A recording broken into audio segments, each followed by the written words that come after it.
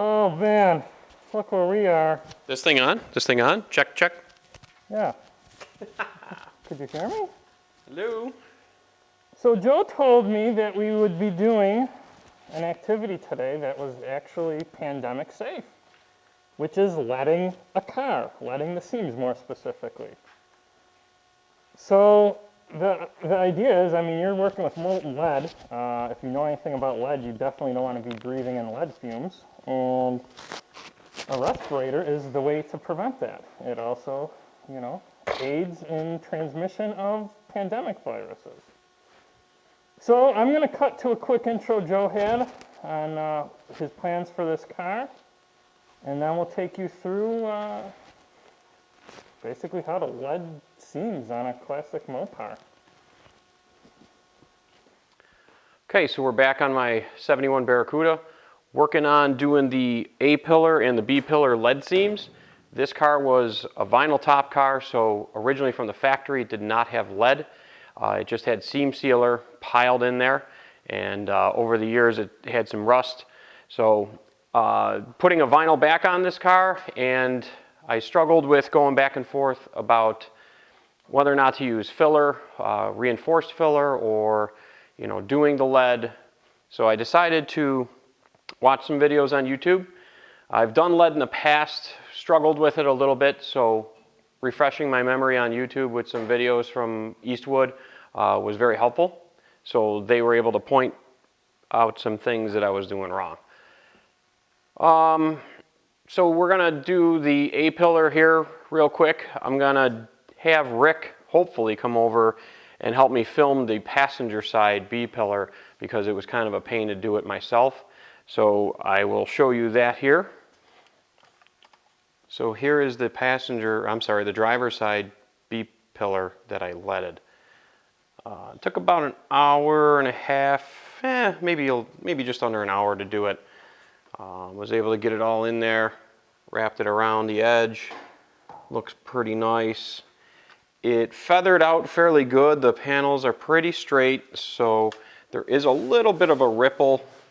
If you look at the way the sheet metal is here with the lead, and if you rub your hand over it, you can slightly feel just a little bit of imperfection. So not a big deal. It's getting a vinyl. I don't even know if that's going to make a difference.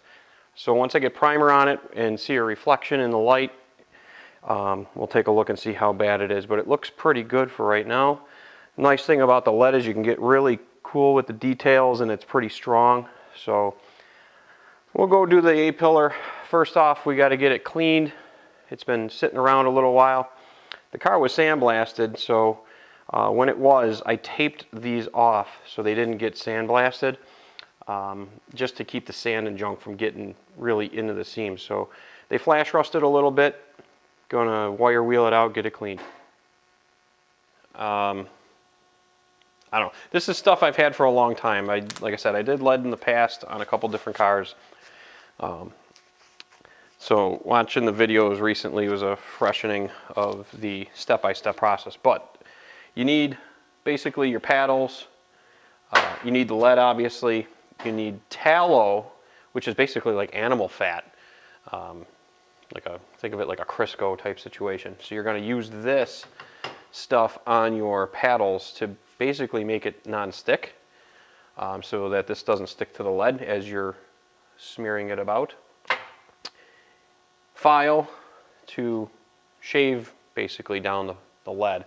You don't really want to sand lead because you don't want it really airborne. So this file will cut it into like slivers, easier to clean up. The tinning butter is basically like a flux type material.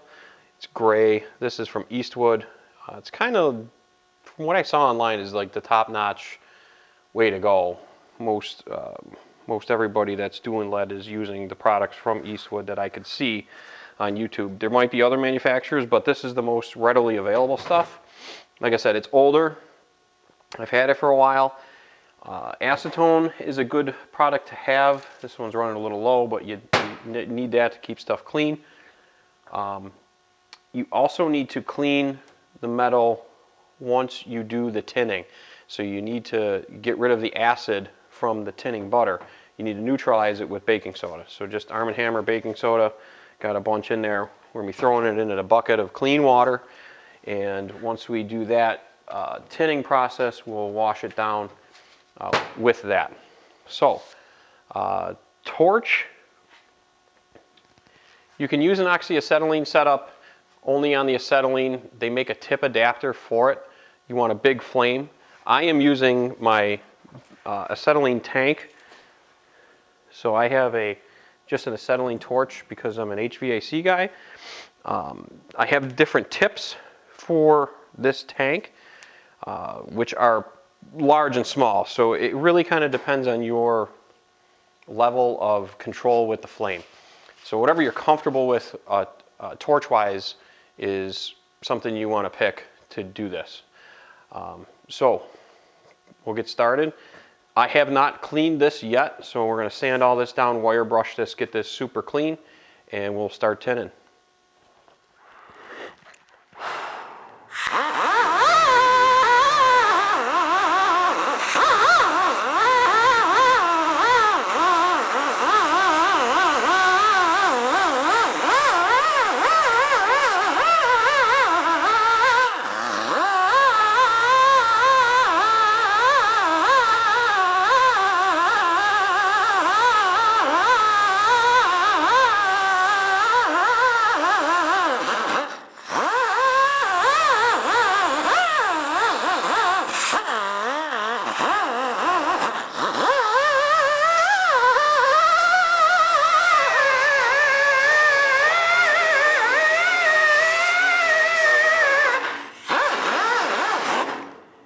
No, but seriously, wear safety glasses.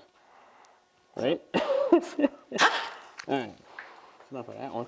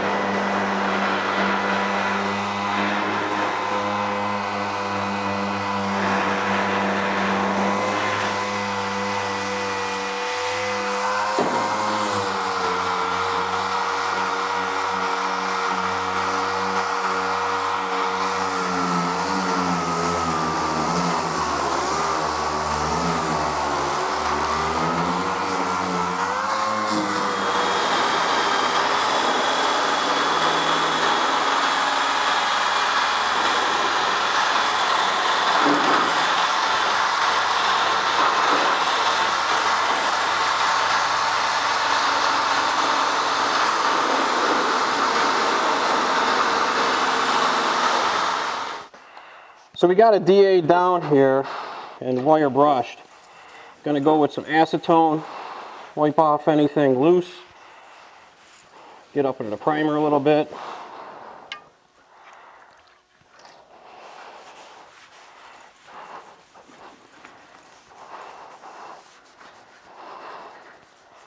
And then one more quick run over with the DA.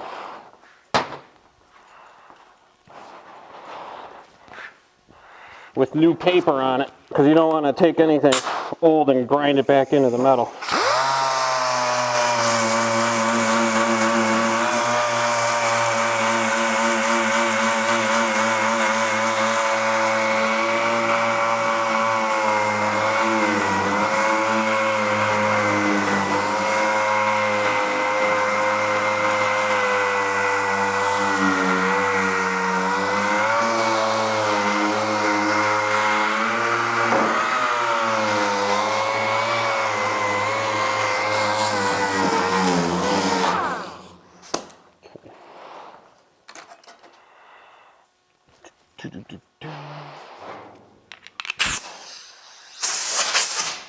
Toxic.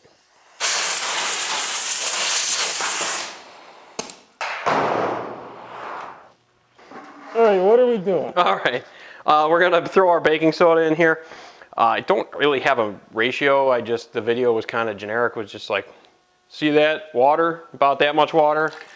about that much baking soda. I don't know. It was about a cup for maybe a couple gallons. Who knows? Not a chemist. So any chemist out there would like to join in the conversation on the comments as to how much baking soda you really need to neutralize acid. Feel free to write down below. But that's ready. Now we're gonna tin. So get our butter opened up. Get some shmoo butter on there.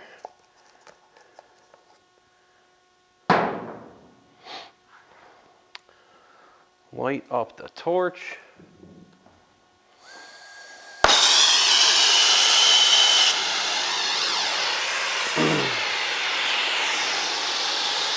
Now I'm going to start from the bottom and kind of work my way up. So the heat rises hopefully up through this, and anything that falls down will be on a tinned surface already. So get a whole bunch of that. And I guess the key thing is when you have the flame directly on the metal, you're throwing the heat right into it. If you on an angle, you can kind of radiate the heat. So you kind of have to play with it. If you're familiar with like soldering pipes, it's kind of the same principles, but generally you want to get the steel hot. You want to work it and keep it moving, and then we'll see if the butter starts to melt and go in here. So it's not hot enough yet. We want to see it kind of like do that tinge right there. So like that's hot.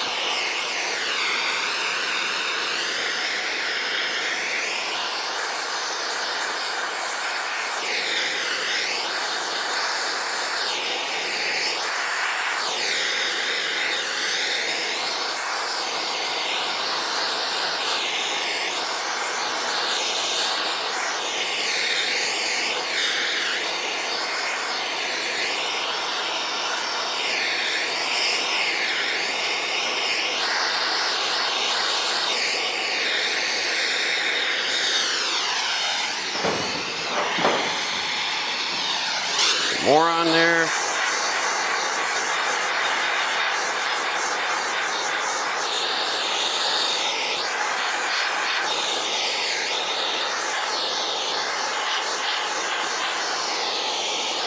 And you can see the shit just kind of runs everywhere. So it's not a clean process. So expect to have a mess all over the car and all over wherever you're working.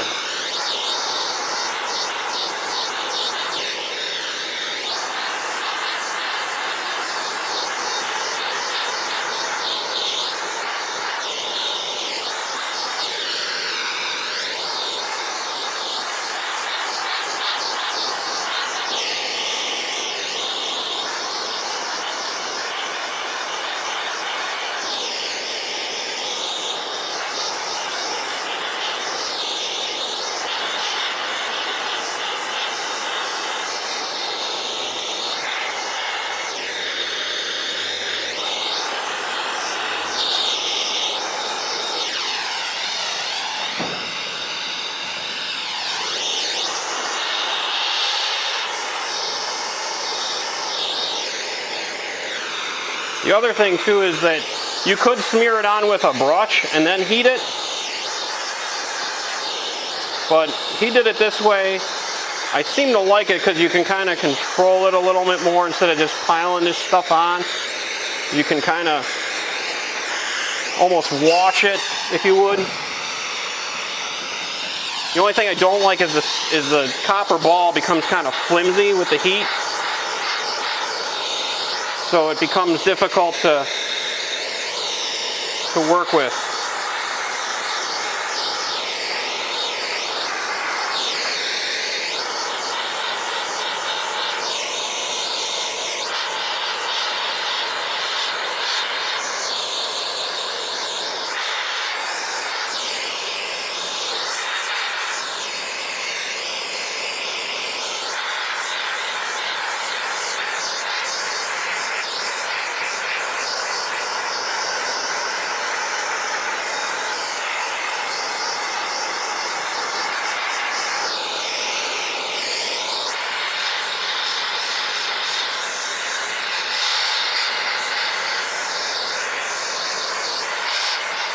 The other thing is you definitely want to over tin the area.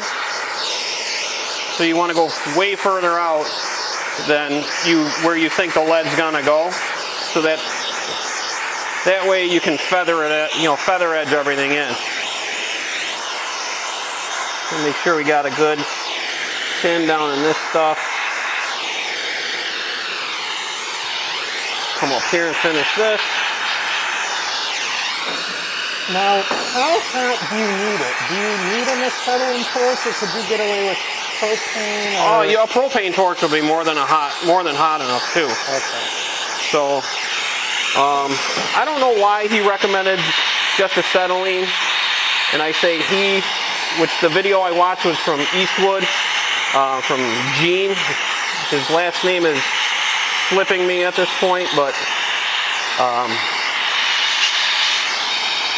you know, he basically just used acetylene. Now, it could be because he had an oxyacetylene torch set up, and you only want to use acetylene. You don't want to have the oxygen in there, because then you're way too hot of a flame. Okay. So propane, nap gas, that would work just fine. Right. Okay. It's just got to be something you're comfortable with using. Like I said, I use this torch for brazing copper together for line sets on HVAC equipment. So I'm familiar with using it and controlling it, the handle, the weight, you know, it kind of all goes into it. So if you're comfortable with, you know, say soldering copper pipes, this shouldn't be out of your wheelhouse with a little bit of practice.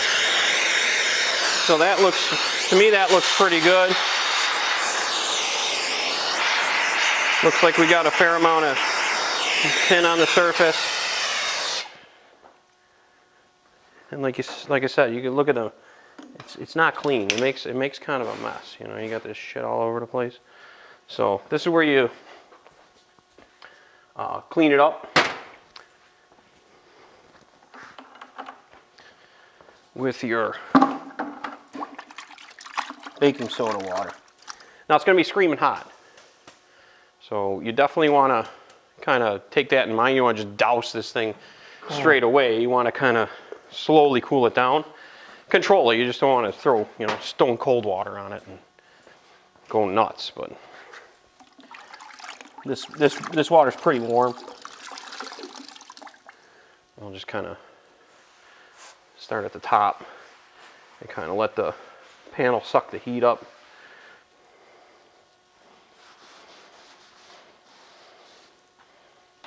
Get all this big stuff off of here.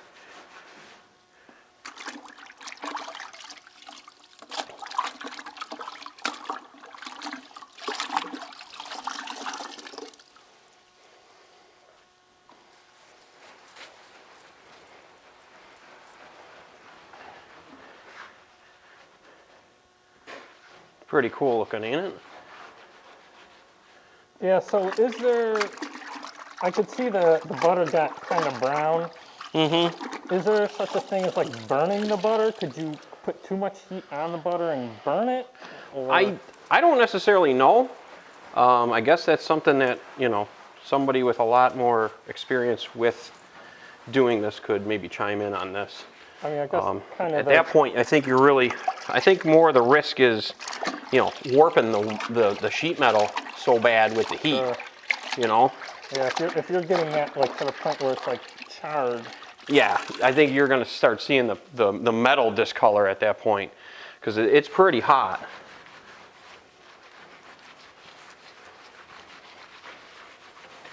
So we'll just, now, I mean, it's cool to the touch now, so we'll just kind You of. can see it is like a soldering flux kind of. Yeah, it almost looks like an aluminum pop can.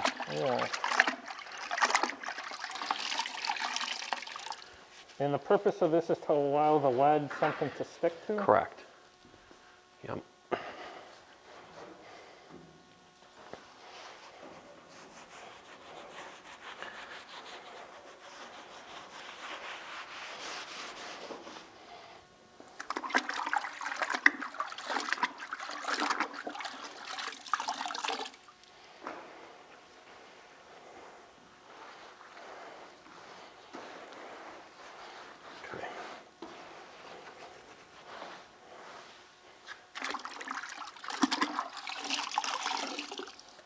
So like I said, just be prepared with, you know, towels and whatnot to kind of clean this up right away. On the floor, you'll get it all over the place.